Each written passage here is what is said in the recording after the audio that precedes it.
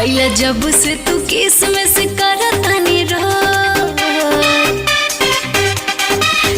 कैला जब से तू किस में से करतानी रहो बेतरहा सही तू मोहब्बत के डर यार प्यार तोहर बाल खानी चढ़ गए अरे चढ़ गए तू हंसी के बोललू ये चैन दिलवा के दर्द बढ़ गई तू हंसी के बोललू ये चैन दिलवा के दर्द बढ़ गई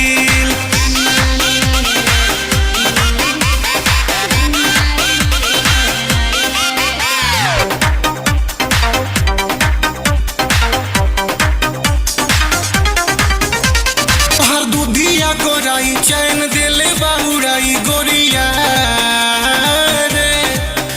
बटे मक्खन जस गाल होट पानी ओस लाल गोरिया रे तहरे तह सब राजा तरसाना बनके प्यार वाला बदरा तू बरसाना भइल बानी पागल तोहिया से जहिया से अखिया लड़ गइल तू हंसी के बोललू ये जान दिलवा के दर्द बढ़ गइल ए ए ए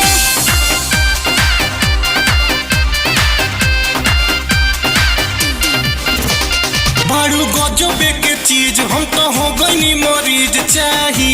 दवाई हो रही तोहरे में डूबल तोहर ब्यूटी में चुभल चाही